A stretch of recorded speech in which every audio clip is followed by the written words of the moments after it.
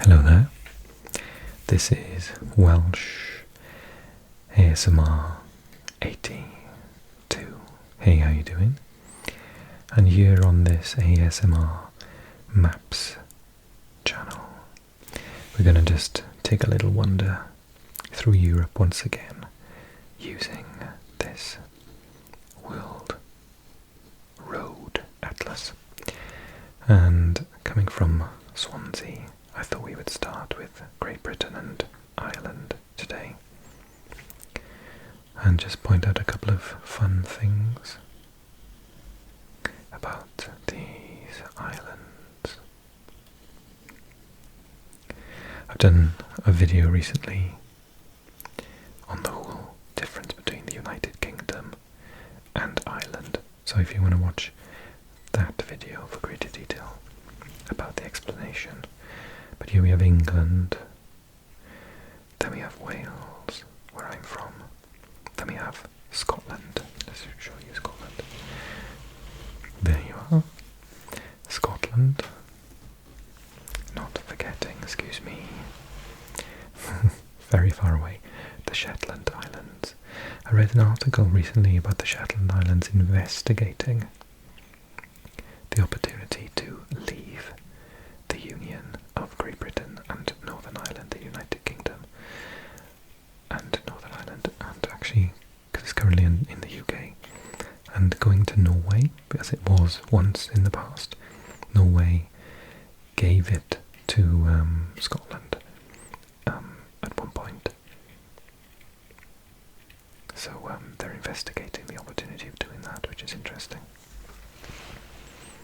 As it is closer, I guess, to Scotland than Norway, but only just. Certainly closer to Norway than it is to England, anyway. And then one of the things that always strikes me as a Welshman about Scotland is the number of islands you guys have. So many islands. The Isle of Skye, the Eilon, Lowdish. You've got all these here, the Outer Hebrides. You've got the Orkney Islands, the Shetland Islands, and then you've got Islay, Skye, Egg, Rum, all these different places, Arran.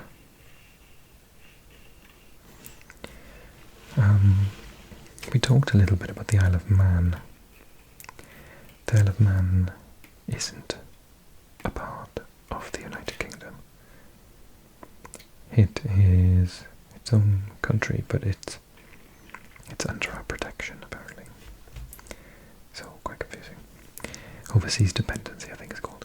And then Northern Ireland, which is a controversial part of the United Kingdom of Great Britain. Great Britain is the whole of this island here, and this island is the island of Ireland.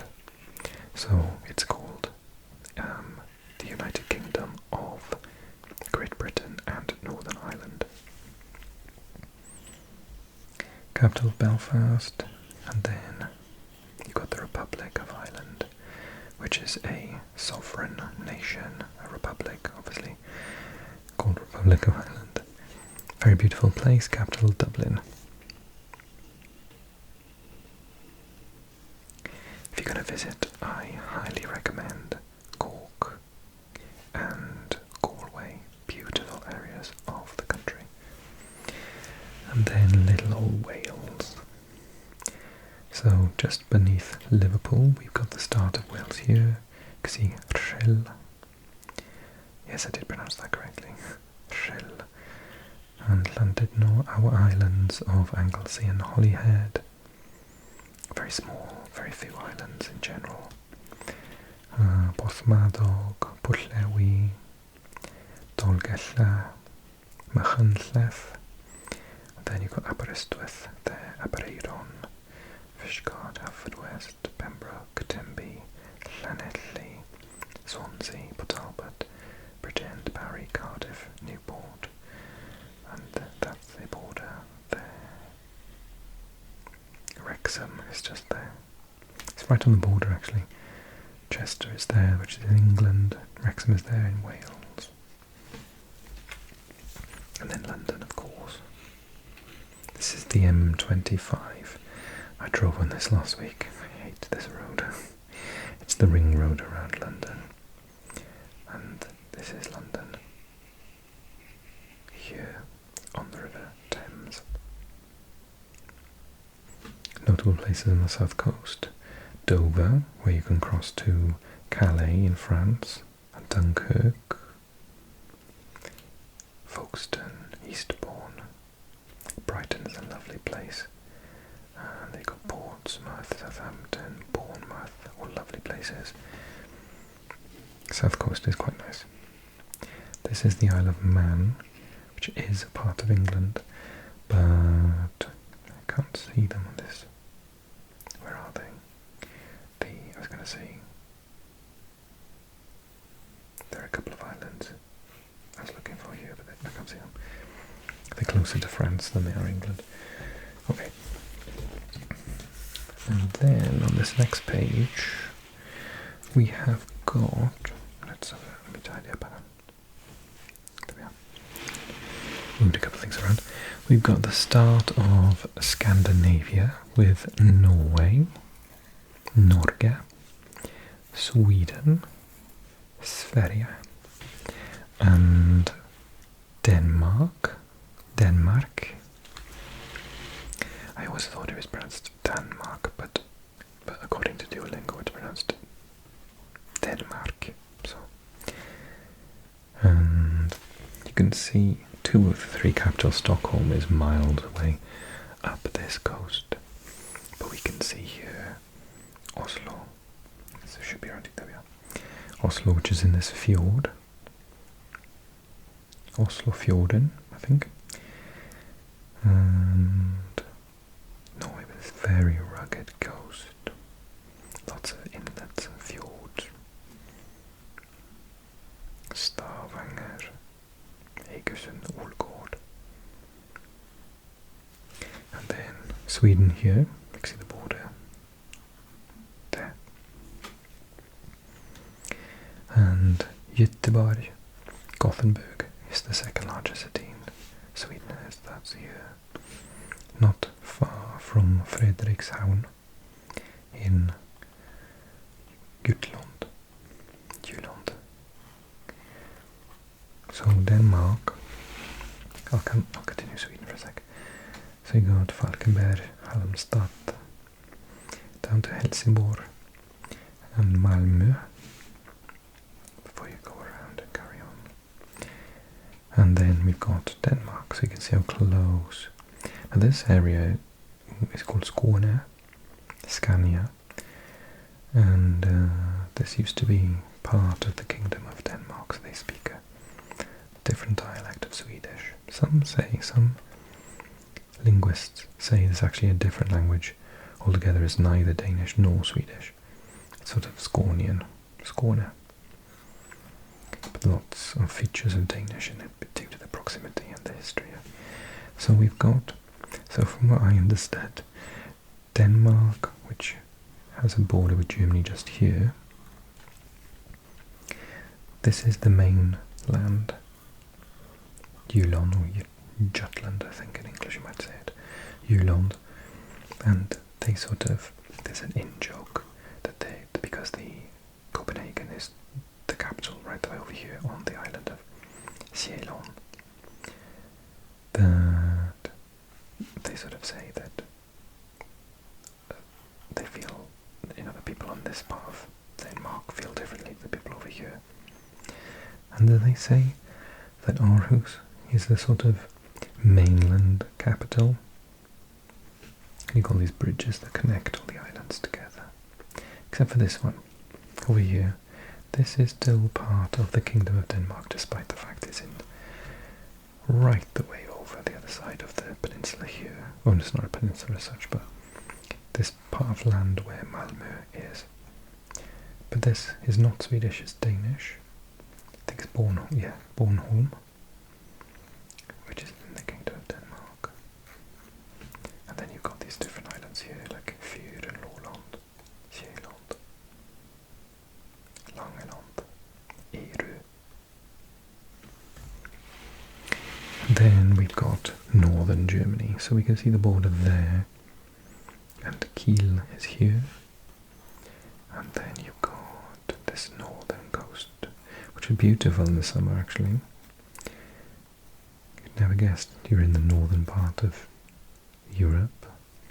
Lübeck, and the big city of Hamburg is here. Bremerhaven is here. Just before Bremen, and then the border with the Netherlands starts there. Enschede. I think I always pronounced that one wrong. Enschede. Groningen is there.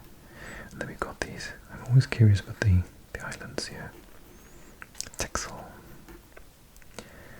And then we've got North and South Holland. Of course, when I was growing up, incorrectly, the Netherlands was referred to as Holland overall. But actually Holland is just this part here. Haarlem, Amsterdam, The Hague, Scheveningen, Rotterdam, Utrecht, some large cities, Dordrecht, Eindhoven. And then we get to the border with Belgium. So just to remind you, those who don't know, the northern part of Belgium speaks Dutch, and the southern part of Belgium speaks French, which makes sense because France is just here, and the Netherlands is just here. And there is a section here around Aachen, which speaks, their first language is German, and as you can see, Germany is here, so again, makes perfect sense. Luxembourg is just on the bottom here. You can see Lux. It's quite a small country. Okay. Just coming to shot as well as Berlin here, the capital of Germany, or Deutschland. There's a lot to look at in those 2 pages, wasn't there? And now let's go on to something completely different.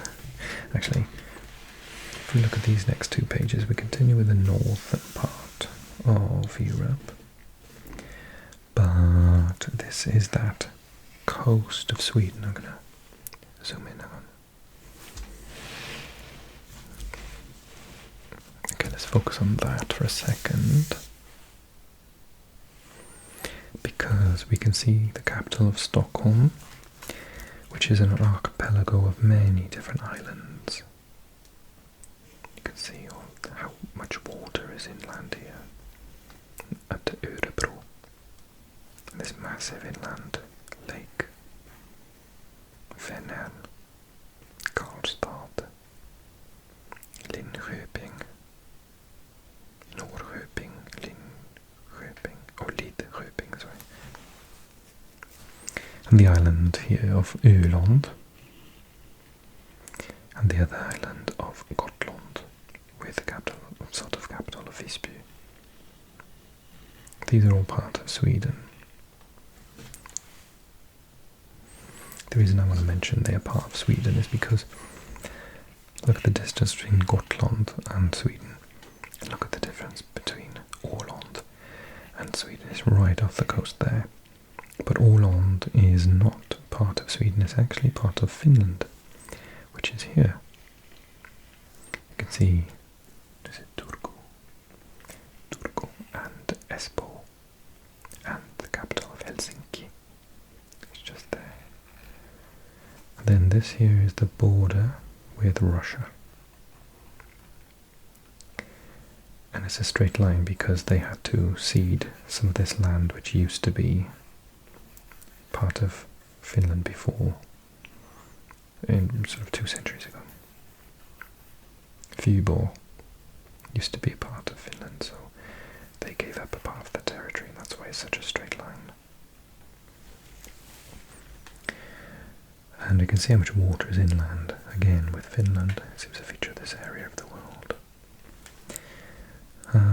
Yeah, so going back to Åland. Åland was fought over between Finland and Sweden for some time, and then in the end there was an agreement that Åland had to have Finnish support to conduct because everyone speaks Swedish on this island. Mariehamn is the capital, and so they are sort of like, I can't remember the exact correct terminology, something like an independent territory of Finland, but they are definitely part of Finland. But they have their own flag and identity, and they don't speak Finnish, they speak Swedish. And I think the UN or NATO, I can't remember which one, stated that, you know, they have to have the ability to live their daily lives through the medium of Swedish, otherwise they could enter into sort of negotiations to maybe rejoin or join Sweden. But they definitely do have the ability to speak Swedish. In fact, I think everyone in Finland has to learn Swedish in school. I flew from Helsinki, so I flew to Helsinki and then changed to fly on to Asia twice. Once I was going to Beijing, another time to Seoul in Korea, and on both occasions all messages on the plane are in Finnish first, in Swedish second, in the language of the country you're going to third, and then in English, so they take ages. But it's linguistically very interesting, at least.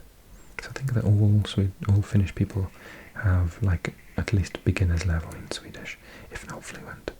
In fact, Finnish people are very linguistically able. Very often they can speak 3 or 4 languages fluently, you know, leaving school. Just an average kid leaving school will be, you know, have the ability to speak 4 languages, which is insane. Big respect to them. Okay. And then I just want to point out this area of the world. So this was that northern coast of Germany, and the border lies there. And Szczecin is here, which is part of Poland, Polska. So this is that northern coast, Gdynia, Gdańsk. And then we've got, weirdly, Russia, because Kaliningrad, this is an enclave of Russia that is completely away from the main. You have to cross at least 2 countries to get to Russia, or you have to go by sea to St. Petersburg. So Kaliningrad is the capital of this particular section of Russia. And then Poland goes around here, and it borders with Lithuania, Belarus, and down the south here, Ukraine. And we can see Warsaw, Warsaw is the capital here. You can also see Berlin just peeking there, and Prague of the Czech Republic, Praha. So we got Poland, Poznań is there. I'm going to try and say it. Częstochowa, Kielce, Lubin, Radom, Białystok, and then we've got, so this down south here, this pink is Ukraine. That's Kiev, here, Kiev, and we can also see Lutsk, Rivne, and not far away would be a couple of other large cities, but just south of this maps page. Chernihiv is just here as well.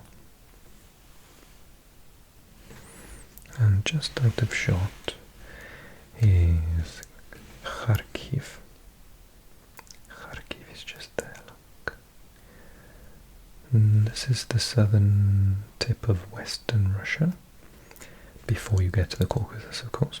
Belgorod is just here, Kursk is here, Orel, Bryansk, Smolensk, and we'll just spot Moscow as well.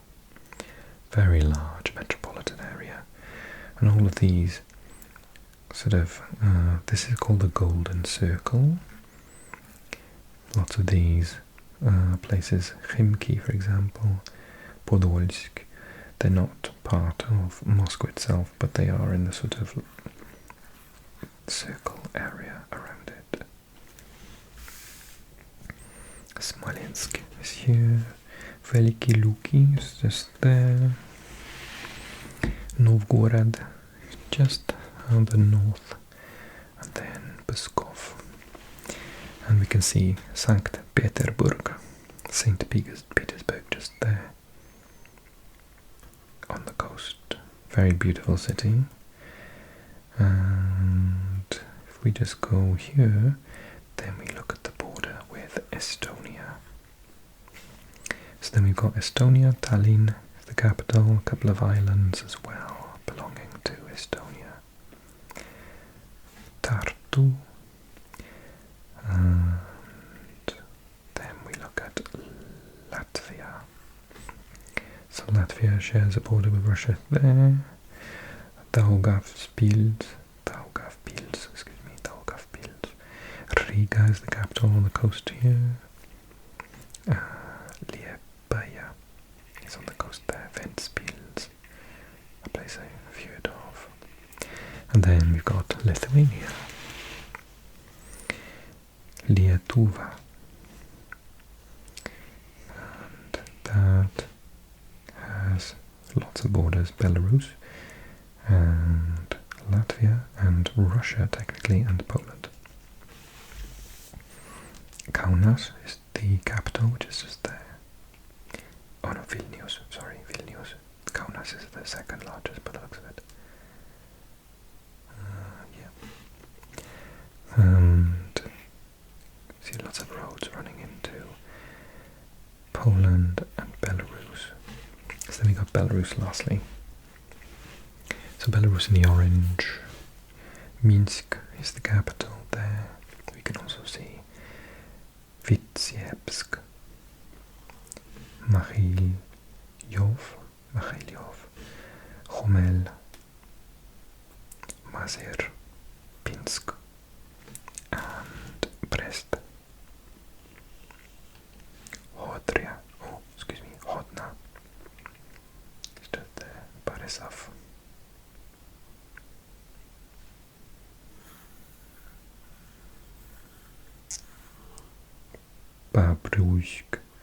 Babruisk.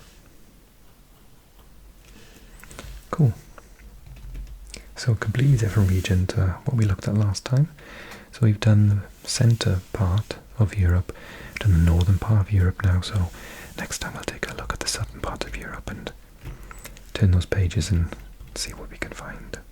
I hope you enjoyed the video, of course. If you have, click that like button, drop a comment, and tell me something interesting about this region. Make sure you correct any mistakes I've made as well if I've said something silly. And click subscribe if this is the first time you're here, because we do plenty of these, and to make it this far you've clearly enjoyed it, so click that subscribe button. And if you're a regular and you adore the channel and you want to join us on Patreon and pledge to help me. Yeah, sorry, my dog interrupted. I had to cut out the part where she just started barking really loudly. So, yeah, if you love the channel and you want to join us on Patreon, check that box below to help me get lots of lovely resources for the videos in this channel. Okay, take care, everyone, and I hope you're nice and relaxed and you sleep well. And I hope to see you again really soon.